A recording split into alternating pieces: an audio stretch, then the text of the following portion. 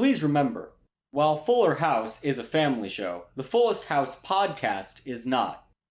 Therefore, listener discretion is advised.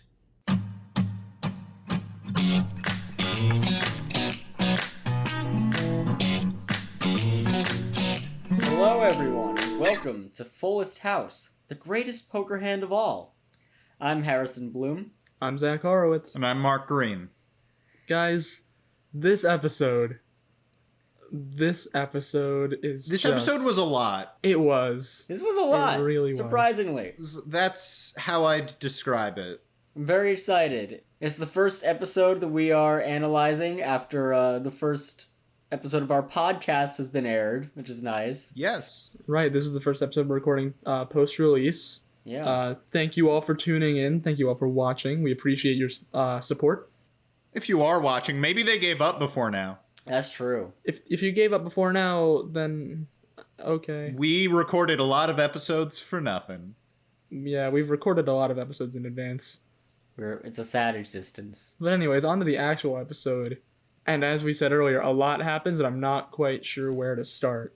Well, I guess let's start from the beginning then. We start with where we last left off, where Kimmy and Fernando have been getting busy.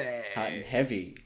They're on the couch, having watched a movie. Yeah, they wake up together on the couch, and there is a line, it's a joke, and it's good, where Fernando says, like, well, we just fell asleep watching a movie. That's, like, the most domestic thing we can do. We're not being hot and heavy. And I just love how it's, like, there are a lot of sex jokes on Fuller House, but they can't just say Kimmy and Fernando are sleeping together again. Nope. They have to, be leaving a little room for Jesus. Exactly. In their married relationship. Yeah, you gotta leave some room for Jesus, as per usual. I mean, they are sleeping on top of each other, but metaphorically leaving that room for Jesus. Yes. And Right. so that happens, and Fernando proceeds to make his daring escape. Yes. I want to know how he did get out of that Barcelona hotel with nothing but a matador cap on a part of his body that he did not specify. It's such a non sequitur given that we haven't even said how Fernando leaves the house. Oh, yeah. He descends from the third floor window. We didn't even mention that. Which right. reminds him of the time Yeah. when he did that thing that Harrison said. Yes. Fernando has had a lot of daring adventures, and I know I'm a little tired of pitching a new spin-off every episode, I must say. But I need not even a TV show, but I want a movie franchise. Fernando getting into Indiana Jones type adventures. Oh, I was thinking more so James Bond type adventures, but Indiana Jones works as well. Yeah, I think obviously Fernando sleeps around. That's very much a James Bondism. Yes. But I think I kind of want him not to be a spy, but to be a hunter of rare antiquities. However, the race car thing is also very James Bond. So. Yeah, I feel like Fernando is a very James Bond-esque character, and I feel like putting him in like a James Bond scenario, not to say that Indiana Jones wouldn't work, I'm just saying I think James Bond might be a better fit. You're right, and it bothers me. I feel like, escaping out of a window in Barcelona wearing nothing but a matador's cap somewhere on your body, I feel like that screams more James Bond to me than Indiana Jones. I don't know. Indiana Jones has done some pretty stupid shit. Yeah. Like, there's the fridge thing in the fourth movie. There was a boat chase in Venice. They get into similar adventures, but I wanted... And Zach, you're completely right, and it bothers me that you're right. That's like... I hate it. I feel like that's how you feel towards me, like, most of the time. And that's kind of, just kind of the story of my life is like, you're right, but I don't like it. It does bother me when you're right, not just Oh, now. woe is Zach being the misunderstood genius. Yeah, I'm this misunderstood genius. Just wait 40 to 50 years. They're going to make a biopic about you, and it's going to celebrate how... Exactly. And they're going to celebrate how I was ahead of my time, how all these bitches doubted me, and how I was right all along. They're going to celebrate how wonderful you are and not question any other details about your life. Yes. Exactly. Exactly. Not question any problematic aspects of a real person's life. Don't you love biopics? I don't exactly know what you're getting at here, Mark. I'm not saying you specifically, Zach. I was making a comment about biopics in general. How they're Am I often about to get canceled by my own co-host? Yeah. I feel like you're not understanding what I'm saying. I'm saying biopics generally celebrate a figure without critically examining maybe less celebratory aspects Oh, no, of their no, life. no. I understand where you were getting at. I understand. It's just the wording was a little weird to me. But Zach's life will be perfect, so that's not Yeah. a problem. Oh, yeah, because I'm like totally the best person ever. Zach's a perfect little boy. Right. Exactly. So, yeah, Fernando makes his daring escape. Yes. And there's actually a kind of fun scene that comes afterwards where the rest of the family is eating breakfast. And you can see out the window Fernando's legs just dangling. And Kimmy is just trying to distract everyone so they don't see Fernando making his daring escape. Stephanie was great in this scene. The look It's very of good. what the fuck am I even here doing with my life as Kimmy was trying to distract her by... Oh yeah, she specifically says, I have a confession to make. I didn't shave my legs today. And that is her brilliant distraction. And everyone is wrapped. Yeah.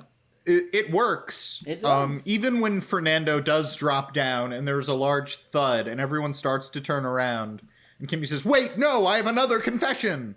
I didn't shave my legs yesterday as well.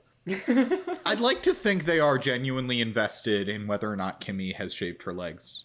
Yeah, it's a very important topic within the Fuller household, I guess. It's just never really brought up, but it's kind of always there. Ooh, I just want to say, I think that was the first time I've ever heard someone say the Fuller household, and that was fantastic, Zach. Thank you. Thank you. I'm proud of the way I speak. I'm angry that was fantastic too. I'm gonna. Again, Mark is angry about the fact that I'm good at things. I really hate you, Zach. It was a joke. I'm kidding, Zach. Wow, you guys are really at it today. You need to find some common ground. It's because I find it funny, Harrison. I think it's funny when I'm mean to Zach. But only because he's my very good friend and he knows I don't mean it, mostly. There, I did it again! Look at me! Boom. Yeah, I mean, roasted. We're good friends, dear viewer. We've been friends for a very long time. And, it doesn't hurt me on the outside. And, meanwhile on the inside, it's just been years and years of pent-up frustration. This got really dark all of a sudden. Yeah. We're 9 minutes into recording. I'm kind of curious if we can make it to 10 without talking about Fuller House very much. Let's go for it. All right. What's going on with you guys? Not much. I hate myself.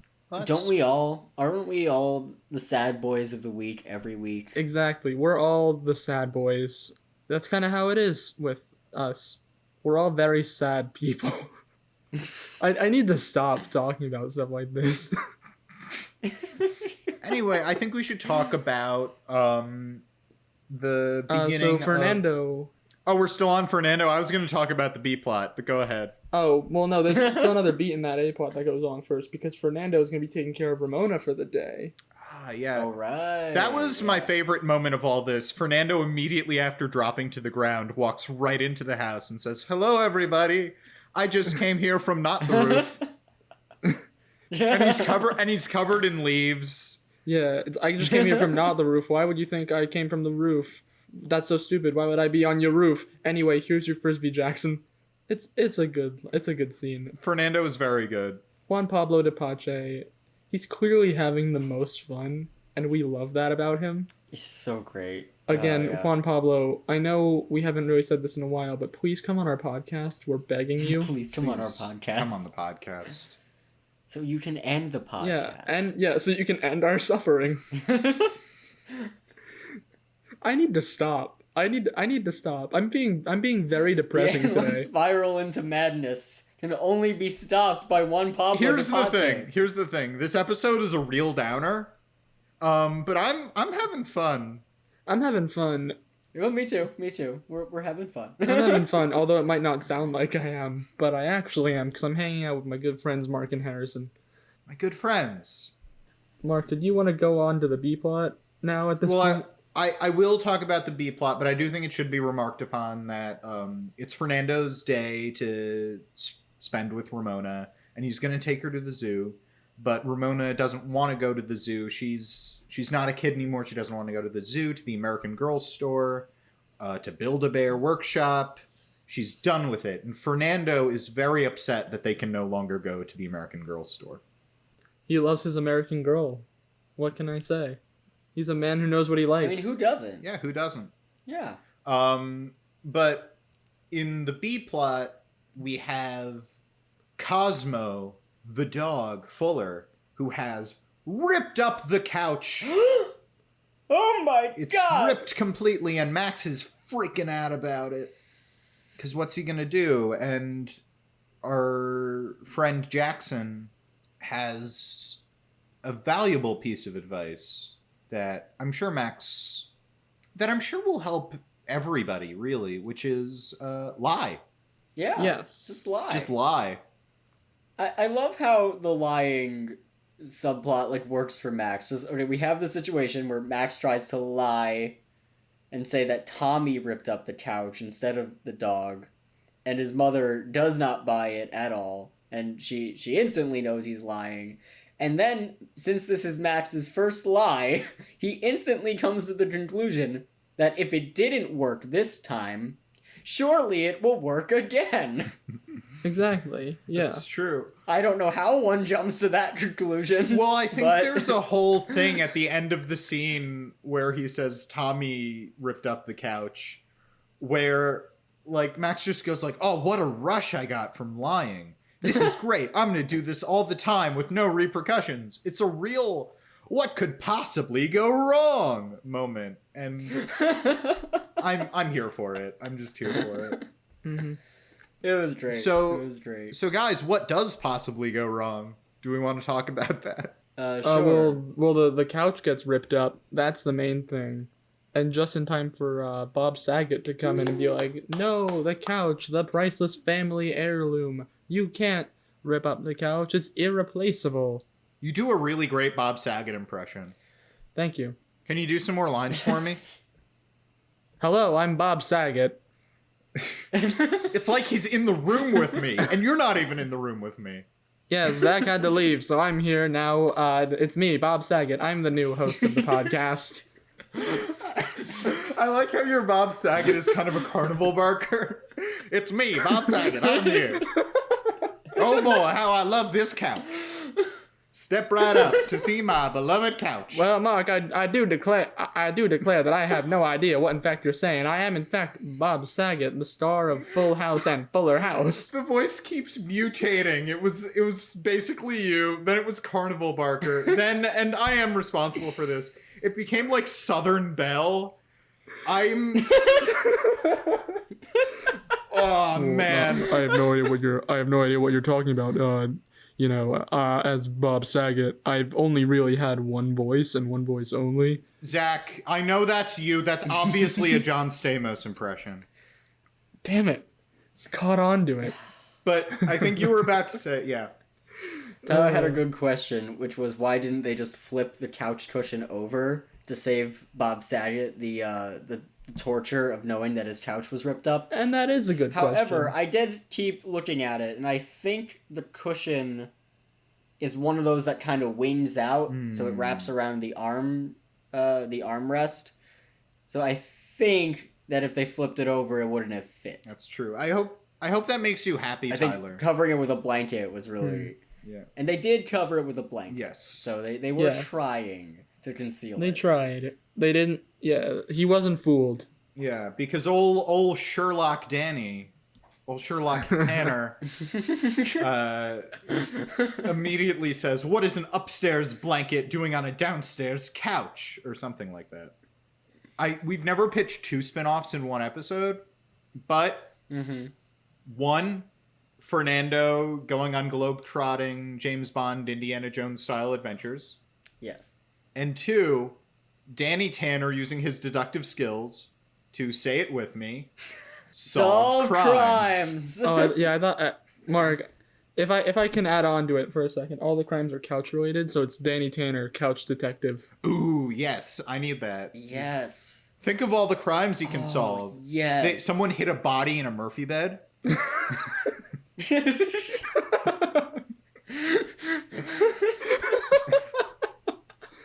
Oh man. Some person's having a torrid affair on a love seat.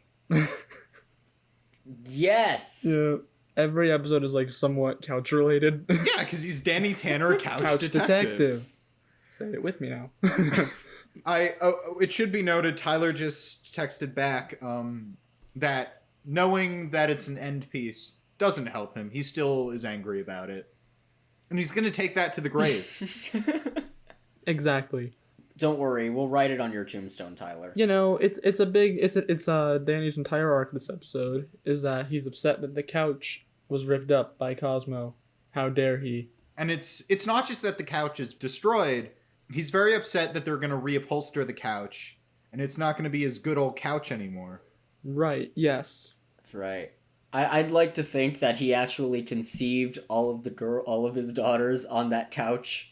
And that's why I would like to not think that. It's Danny Tanner's sex couch, and he doesn't think he'll get laid if he gets rid of it. He does say that all of the memories of the family are embedded in that couch. So many memories. Harrison, if I can very kindly interject here.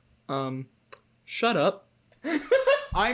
I know I piled on, but I am very much with Zach on this. I didn't like that image at all. It was bad, and it's in my brain now. Yeah. It's in my brain, and now it can never leave. So thank you for that, Harrison. I'm so sorry. I'm ruining all of your innocence. It's turned from Bob Saget in Fuller House to Bob Saget doing stand-up. Hey! That's fair. That was good. Maybe I was trying to channel Bob Saget, not Danny Tanner. Yeah. We should talk about when Danny first shows up, because there are a couple of choice moments there. Oh, yes. One, Danny says he's, in town because they're having the Wake Up San Francisco tribute show or reunion show or whatever. And Kimmy says, don't you hate when shows drag out all these old stars for some dumb reunion show? And they didn't look into the camera this time, but it felt like they looked into the camera. Oh, thank God they did. They looked into my soul instead of the camera this time. And Danny responds, not when the stars are beloved American icons. Yes. And then again, they didn't literally, but it felt like they looked into the camera for about 5 minutes. See, the Bob Saget said that line, and then I immediately responded with Dave Coulier, American cultural icon. Yeah. It's true. Do we pick on Dave Coulier too much? Possibly. I'm gonna say yes, but also no. It's out of love, Dave Coulier. It's out of love. Exactly. Yeah. There's also another line that you missed, Mark, where Bob Saget, he comes in, instead of like just barging in, he rings the doorbell and they answer it for him. And Kimmy's like, yeah, I'm glad you rang the doorbell because I don't like it when people barge into my house randomly. And then Danny's just like, yeah, I hate it when people do that, or something similar. I forget what the line was exactly, but I'm pretty sure it was that. Yeah, it's a good callback. The performance there was pretty good. I like the stares that they each give each other. Their relationship has really progressed, and yet not changed at all. Mm-hmm. And I did want to bring up, I think the boys are expecting presents from their grandpa. So Danny gives Max and Jackson each $5. And then Stephanie comes up also asking for $5. And Danny says, like, you really need $5 from me? And she says, like, I wouldn't be asking if I didn't need it. And it's just that continuing thread of Stephanie is super broke. Yeah. She has all there was the other episode where all her credit cards don't work.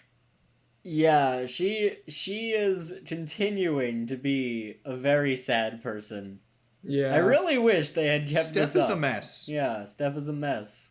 We love it. I mean, speaking of which, do we want to go into Sad Boy of the Week? Let's go into Sad Boy of the Week. Let's go into Sad Boy of the Week. Okay, we can go to Sad Boy of the Week. I think we have enough information right now.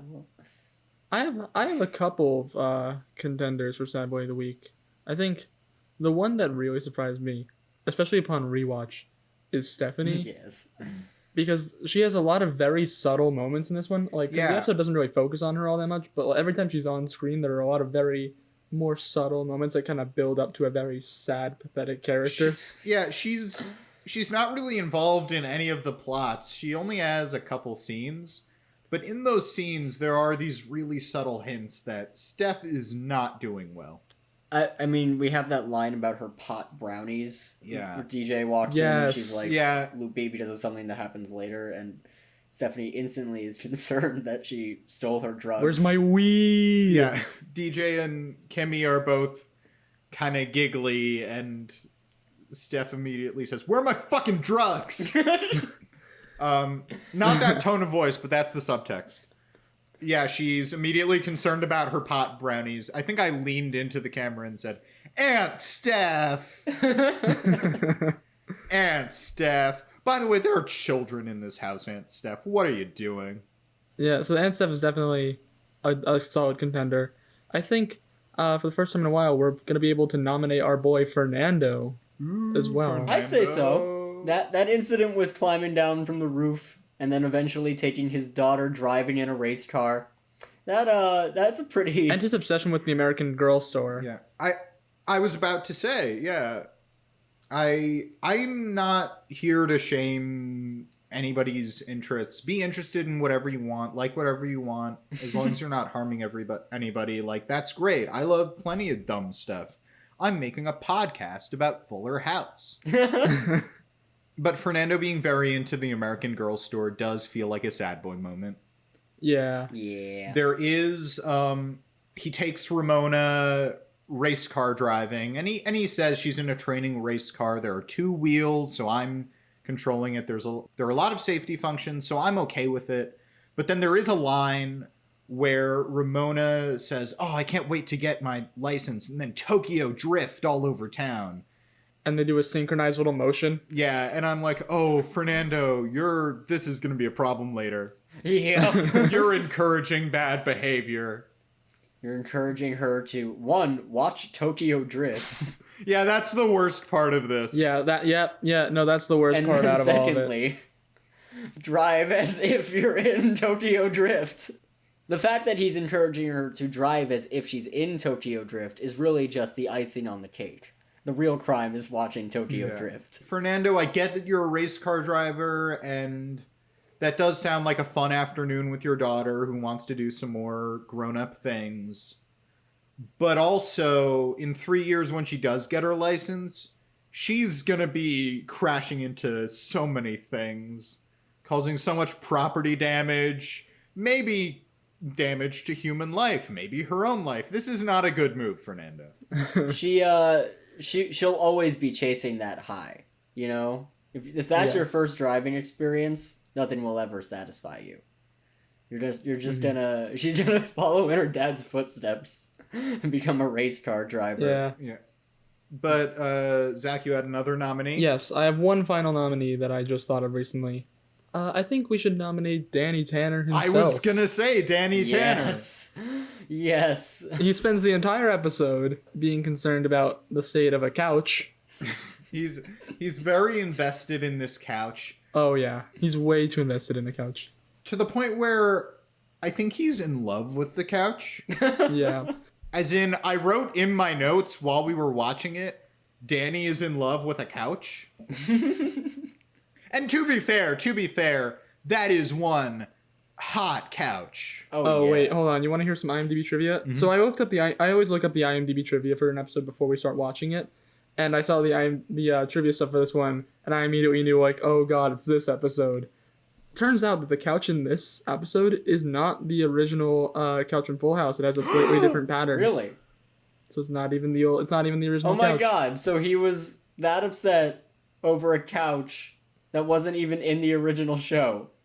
He's so obsessed with this couch, and yet he doesn't recognize when it's wrong. But yeah, I completely forgot about this episode until I went to the IMDb trivia, and I saw something about the couch, and then it all came back to me, and I was like, wait a minute. This is the episode in which Danny Tanner, Bob Saget himself, receives a jacket made out of couch spoilers for the end of the episode. Stephanie gives him a jacket made out of couch. Zach, you just put your hands on your temples, and I had this mental image of you opening the IMDb trivia and immediately, like, looking into the distance. Numbers, letters are swirling around your head. What does this mean? It's all connected. The couch. I have a personal anecdote from this episode. One time in college, one of my roommates was dating this girl who made like this thing for him, which was a still from this episode, not of him wearing the couch yet, but there's a scene where like he's just sitting on the old couch, and it was framed, and it says "That's good sitting," and I was like, oh god, yeah, it's the episode of where Bob Saget receives a jacket made out of couch, and then sits on the new couch and goes, "That's good sitting," Oh my god. and that stayed in our dorm room the entire year. I refused to take it down. I was like, "That you did a good thing." But that's true. The resolution to this plot line is they do reupholster the couch, but in the exact same fabric. So it's the same. Yep. And Stephanie has the old couch made into a jacket for Danny. Which is so funny to me. It's so stupid, but I love it so much. Here's my thing. Why would she think of that? Why would she think of doing that? Yeah, why? Why would you think of doing that? Like, of all items to make a couch into. Just a jacket made out of couch. I had forgotten about that, and I was in my head when she was bringing out a present, I was going, oh, she's going to give him like a framed piece of the original couch's fabric. But no. No, I saw the couch coming out, and we were on the Discord call watching it together. And Stephanie brought the present over, and I was like, guys, here it comes, here it comes, here it comes. Because I knew from the very beginning, I was like, this is the episode where the jacket made out of a couch comes into play. I had remembered That's Good Sittin'. I didn't remember the... That's good sitting. I didn't remember this at all, so I was just in utter shock. Oh, I remember the jacket. How could I forget the jacket? It was stored within, like, the deep, dark parts of my mind to only, like, be resurfaced upon rewatch of Fuller House. And I'm so glad it did, because it's like one of the dumbest things that the show has ever done, but I love it so much. Should I sum up our sad boy candidates? Sure, go for it. Wait, hold on. Oh, Harrison. Yeah, any more nominees? Yes, I realized we should have saved this a little bit for later, because there is one late addition I want to add to the roster. The singing fireman. Oh, yes. I was thinking about him too. Yeah, so for later in the episode, there is a fireman who was once on Wake Up San Francisco. He wasn't on it. He was supposed cut. to be on it. And he resents Danny for it. And because of that, he won't give Jackson and Max a ride on a fire truck. Yeah. Yeah, which Max has lied and told all his friends that he can get a ride on a fire truck whenever he wants. Right. But Harrison, did we have more? Did we have more on the singing? Okay, thing? so I didn't remember the couch jacket. I didn't remember a lot of this episode. I didn't remember this was the episode where DJ and Matt kissed for the first time. But the one thing I did remember is that the singing fireman sings the worst rendition of Danny Boy I have ever heard in my entire life. And right before he sang it, it flashed back to my head, and I just thought, oh no. It's real bad. It's very bad. But yeah, I'll sum up.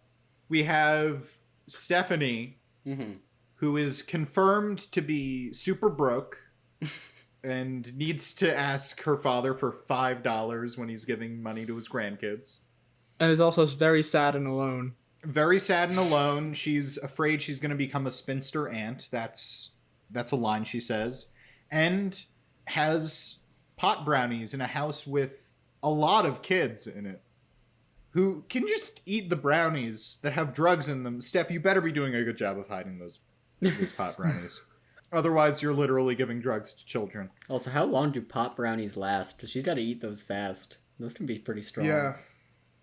We have Fernando, who is sneaking around on roofs, is very distraught that he's no longer going to be going regularly to the American Girl store, though I guess he can go on his own, and is setting a horrible precedent for when his daughter finally does get to drive, and is setting her up to be a danger to society.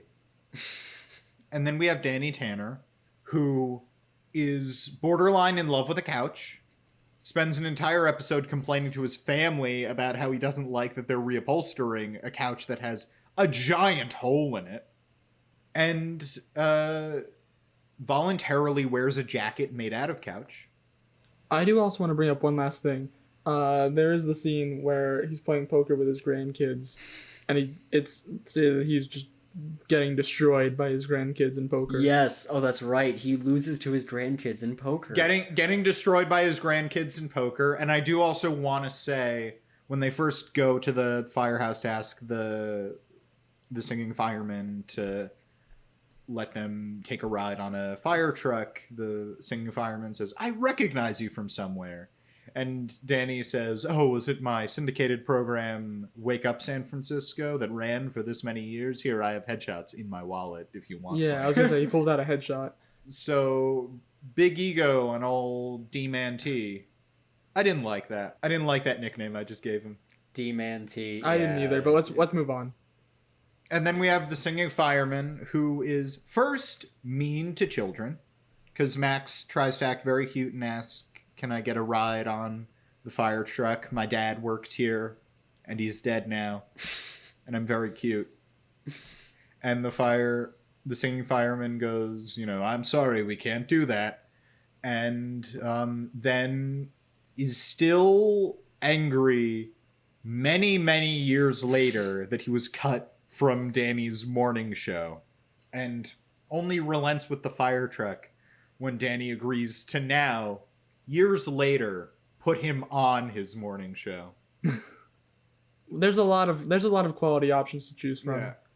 I want to get Fernando on the leaderboard, but Me too. Danny did so many sad things in this episode. I have no choice. I know. That's exactly how I feel. Me too. My heart says Yeah. Fernando. My head says Danny, but my heart says Fernando. And at this point, like, I can't argue against Danny Tanner in this episode. The guy who receives a jacket made out of couch.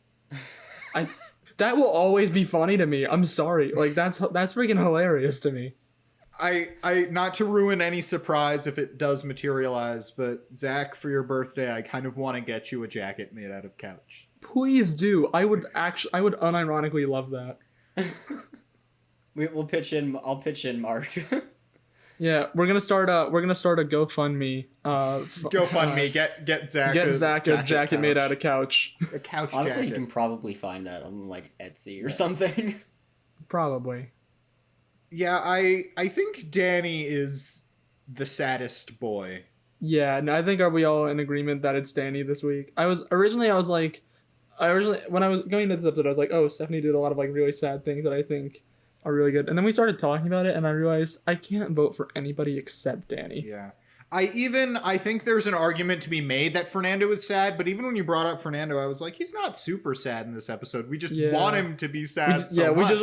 We just really want Fernando to be sad boy of the week, because the whole bit started as like being our justification for loving Fernando. There is, I think Steve was the saddest at the get-go, but there is sort of an overhanging sadness to Fernando. But this week belongs to Danny Tanner. Oh, yeah. I agree 100%. Wait, guys. Are you saying that the sad boy of the week is Danny Boy? Oh, Danny Boy, the pipes are calling. Anyways, back to the actual episode. I don't even know where we were in the actual episode. I feel like this was a lengthy sad boy of the week segment. Yeah, we described a lot of the episode in Sad Boy of the Week. Like, we've gone over going to the firehouse and asking for the fire truck and being told no. I think we should say, I think we did say that it's because Max has promised his friends that I get rides on fire trucks all the time and I can get one whenever I want. I do also want to mention that was like in response to the scene starts. Max is showing his friends that Cosmo can do tricks, and then he has that one friend who's like, "Oh, yeah, that sucks. My dad trained my dog to go get him a beer," which my instant reaction to that was like, "Dude, I think you have problems that we need to Might talk need about. addressing. that was Max's reaction. He says, like, I think your dad's a drunk. Yeah. But no, that's where I was going with this. I wanted to bring up that little boy who's very mean to Max, and they have this back and forth where the boy goes, my dad's an airline pilot and he lets me fly in the plane. And Max says, well, my dad was a fireman and he let me ride in the fire truck. And that character is recurring as Max's nemesis. Right. Yeah. That's right. Yeah. Was this his first appearance? I think so. Yes. Okay. Yeah. And throughout the show, I think I've said multiple times how much I hate certain kids in shows. Kids in real life, I'm great with. But Yeah. there are plenty of children in TV shows that I just hate, and this kid's a real shit. Coming from the guy who's like, could they have gotten a better baby? I'm not saying I'm not saying he's like a mean baby. I'm just saying that he, in that one episode at the beginning of the series, he was an inexperienced actor. That's all I'm saying. I just can't get like the image out of my head of like you talking to this baby like it's a full-grown adult. Like, look, you're gonna need to cut the shit. All right, we saw what happened that first episode. You were looking up at the boom mic and the lights. We can't have that. That's not professional. Look, I know that you're a baby and you don't know any better, and you probably don't even understand what I'm saying. But you gotta cut the shit. You gotta do better next time. There are babies in things that don't look at the lights. There are babies in TV shows that are quote unquote better actors. This baby has gotten to be pretty good. He's not, I think it's really a problem at the beginning, and the baby then gets better and he's very cute and it's fine. They could have gotten a better baby. Possibly. I don't know, okay? Maybe the baby knew someone. Yeah, the baby knows a guy who knows a guy who knows Bob Saget. The producer of the show, that's his son, and he needed to get his kid in there, or his wife would yell at him. So yeah. By the way, I looked it up because I did not remember the name of Max's rival, and it's Taylor. Taylor, yes. Taylor. I don't think he's mentioned by name in this episode, though. No, I was gonna as a bit call him Gary if we didn't. Gary, like Gary Oak. That was very much what the reference was. Yes, sir. Nice. Gotcha. That's good. That's very Yeah, good. Taylor does seem like the kind of kid who, like, Max is like, I got all 8 badges, and then Taylor shows up and he's like, 8 badges, I got 10, which is like, that's literally impossible, Gary. How the fuck did you do that? It's very Taylor. Yeah. Taylor's so mean, and mean in a specific competitive way with Max, Yeah. that he really does remind me of a Pokemon rival. Like, I know, that's still my favorite thing in any, like, in anything from the Pokemon anime ever, is that there are 8 badges, and Gary Oak somehow manages to get 10. Or, I can imagine, if Max and Taylor and everybody were in a show about a competitive trading card game, Taylor would very much be the Kaiba. You're a third-rate duelist with a fourth-rate deck. So Max is Yugi. Does that make Jackson Joey? Jackson is Yes. 100% Joey. Jackson is definitely Joey. Anyway, we're getting off topic. You know we need to get back on topic when we've started talking about Yu-Gi-Oh! Oh, yeah. Look, stay tuned for our sequel podcast about Yu-Gi-Oh! We don't know if that's going to be real or not, but... We're not making any promises. But we should talk about, we're genuinely coming close to the end of the time we usually take to record. We should talk about the C-plot, which we have not mentioned at all. Right, yes. This is the 4th appearance of Dr. Matt Harmon. Oh, right. Yeah. As stated by IMDb, because IMDb just loves tracking the appearances of Matt Harmon in the trivia section. Some IMDb user happens to like Matt a lot. I know before season 5 came out, you know, they had all the episode count up, but no descriptions or anything, and the only listed cast member in any of them were Matt. That's great. I'm sorry, John Brotherton. who Really? plays Matt Harmon. Yeah. That's so. Oh my god. That's wonderful. It's hilarious. This, I mean, Maybe Fuller House is low-key about Matt Harmon. Maybe. But anyways, so Matt Harmon and DJ are going out on a date. They're hanging out in the vet clinic and eating Chinese food. And they're reading their fortunes. Which got us on like a whole conversation about weird fortunes that we've received from fortune cookies. Yeah. My personal favorite is that I got one personally that, and this is 100% real, that 100% legitimately said, "You are not illiterate," and that was the entire fortune. That was the favorite fortune I've ever received. It's a really good joke. A piece of paper with writing on it saying you can read this piece of paper is good. I was saying just the other day I got a fortune that said every man has enemies. And I just like took a step back because my fortune threatened me. It was legitimately a threat. My favorite was you'll be hungry soon, order takeout. Or you'll be hungry again soon, order takeout. I forget what it said in the actual show. It was something there similar. were a couple. There was these egg rolls are a week old, don't eat them. Yeah, his was order more Chinese food. Hers were these egg rolls are a week old. And then Matt just spits it out directly into the container, which, by the way, pretty good shot. Yeah. Like, that's kind of impressive. Yeah. Yeah. He didn't, like, take it out, and he just shot it from his mouth, and it landed in the container. Which is impressive. Yeah. That was It's some solid aim. Matt Harmon is a talented man. Is there anything he can't do? Well, we do know he can smooch real good. Hell yeah. So DJ leaves, and she's about to exit, and Matt's like, "Wait, DJ," and then she just runs at him. She leaps into his arms, and they start making out. It's also quite possibly the most awkward run I've ever seen. Yeah, we watched that like 3 or 4 times. This bothered Zach a lot. It did bother me a lot. Like, okay, so she starts walking away, and then Matt says, "Wait, DJ." She lowers down, like crouches and spins Yeah. until like ready to pounce. Then very awkwardly and slowly runs with her heeled boots over to Matt, and then just kind of flails around in his arms. Yeah, she just kind of flails herself onto him. She doesn't jump. She just kind of like hugs him and then lets her legs hang in the air limply. Yeah. But yeah, they do some smooching. They separate, and Matt says, "I was just going to say you forgot your purse." And it's very awkward for a second until Matt kisses her again. Hell yeah. The sexual tension is building. I don't know if the sexual tension is building. I think that's a release of sexual tension. Yeah, actually, yeah, you're right. I did a dumb again. Because I'm a stupid. Hey, Zach. Yes. It's all right. It's okay. You did We great. all do stupid. That's the first time you've ever said that to me. That's the arc of this podcast episode. Zach and I have made a... The arc of this podcast is Mark learning to love me.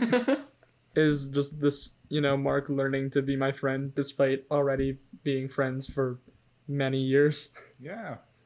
Many moons. Many moons. So yeah, DJ comes back, Kimmy comes back after kissing Fernando again, and Stephanie's just kind of hanging out, and that's where the whole pot brownies scene happens. Yeah.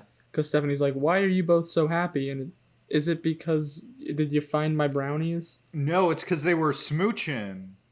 But no, it's because they were smooching their boys. Matt and Fernando are boys. There's a few things I love about this scene. First of all, why does DJ go through the back door to enter? I guess just for convenience sake. Yeah, she enters the back door to her own house. I don't know. A lot of people in Full House Enter through the back entering door. through the back door. Right. Yeah. Okay, yeah. I don't know. I generally enter my house through the garage. So Okay, yeah. Yeah, I mean it depends on how I'm entering. So So she does that, and then I love Kimmy's attempt to pivot away from Fernando. yeah, but yeah, they have a whole moment where it's like, where DJ's like, "Oh God, I'm with this guy, and I'm not quite sure how I feel, because I feel like the attraction's there, but I'm not sure if it's a good idea, because it's mostly physical and stuff like that." And then Kimmy goes, "Wait, are you also seeing Fernando?" Or she says, "Are you seeing Fernando?" And then DJ says, "No. Are you?" And then Kimmy just pivots away in like just the real smooth fashion, and it's like, "Hey, we're talking about you here." I would have loved just another 10 minutes of, no, are you? No. It's just like they keep putting down like Uno reverse cards. And that's also where Stephanie says, how are you two moms smooching all the time? And I'm this cool hip aunt who's inside doing laundry. And she calls herself a spinster aunt. Have more pride in yourself, Stephanie. Yeah, it's again like one of those moments where Stephanie really just makes her limited screen time in those episodes work by just being incredibly sad. Steph, it's the principle of the sadder the boy, the better the character. Yes.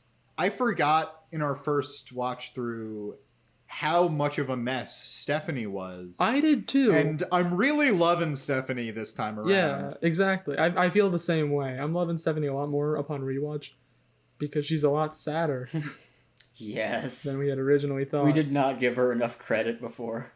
I think we just kind of like lumped her in with Kimmy and DJ. And we were like, oh, we're not fans of these characters, like the main three. But no, Stephanie's very good. Well, they're very much going for the dynamic of the original show, where it's, parent, goofy one, cool, hip one. Yeah. But like I've said before, Fuller House is Full House if you squint at it real weird. Yeah. Yeah. So instead of being like a comedian who's goofy because that's just his personality and what he does for a living, Kimmy's goofy because she's just super weird. Oh yeah. And instead of being like a cool rocker bad boy, whatever, Aunt Steph is just a mess. Yes. Yeah. She is a DJ, but that gets dropped fairly quickly. Yeah, like she headlines Coachella one episode, and then like from the next episode on, it's just like never mentioned again. She's just a mess. What is her inability to get a paid job? She's a famous DJ. Can't you do anything with that? I don't know. Nobody needs DJs in San Francisco, I guess. Yeah, major metropolitan area. Nobody's ever throwing parties. Nobody has bar mitzvahs. I don't know. There are no clubs at all. No clubs. It's like Footloose. Right. There's no music. There's no dancing. We need a new episode, a secret party thrown by DJ Tanner. With Kevin Bacon. We need Kevin Bacon to come on Fuller House. Yes. That would actually be pretty funny. I'm just gonna say, do we think it's wrap up time? I think it might be wrap up time. I don't have so. anything else. I do want to say earlier DJ was talking to Danny about Matt and should she make a move? Is she ready to start dating again? And in my notes, I wrote down accidentally, DJ has a crush on DJ. Oh wait, there's also one really good joke at the end that we neglected to mention earlier, where when Danny gets the jacket and sits on the new couch, there's a scene where Jackson comes in later and he's like, "Hey, where's Grandpa?" And he's right there, and it's a very good joke because he's wearing the jacket on top of the actual couch, so he's camouflaged. Yes. Yep. I think that was a good bit. Yeah, I was enjoyed funny. it. That was funny. It's definitely worth bringing up. And and also the poker thing specifically, where they're playing poker, and Danny's like, "Oh, this time I'm gonna win." And he's like, "Hey, I got these cards. It's a full house. Mm-hmm. Get it?" Uh-huh. And then Jackson comes in and he's like, "I got this, and it's like a better hand, and that's a fuller house." What a subtle Get way of Get the it? producers saying that they clearly prefer the original show over the inferior prequel show. Please tell me you get it. Anyways, But I wanted to mention, just because I feel, for completion's sake, there's a scene Max feels bad about lying and not being able to get the fire truck, and DJ consoles him and says, because also sort of a running thing in this episode, it's not super at the forefront, but Max says to Jackson how, I never got to take a ride with Dad on the fire truck because he died before Max could. And DJ has a very sweet scene where she, has Max look in the mirror and say, "You have your dad's eyes," and Jackson has his hair, and you both have his smile, and he's still around here with us. And then in the end, Danny and Jackson do get him the fire truck, again by Danny lets the singing fireman sing on TV, and then says that they're going to cut it anyway. So the feud continues. The feud continues. That's right. The fireman never does get on TV. How sad. Yeah. And with that said, I think that's everything in this episode, more or less. Yeah, I think so. Yeah, I think this is a good wrap-up point. So, take us home, Harrison. All right, then. Thank you, everybody, for listening to this episode of Fullest House. If you want to find us on social media, you can find us at Fullest House Pod on Twitter, Facebook, and Instagram. And for more ways to listen, you can go to anchor.fm/FullestHousePod. I'm Harrison Bloom. I'm Zach Horowitz. And I'm Mark Greene. And until next time, may your houses be fuller, may your firemen be singing, and may your clothes be made of couch.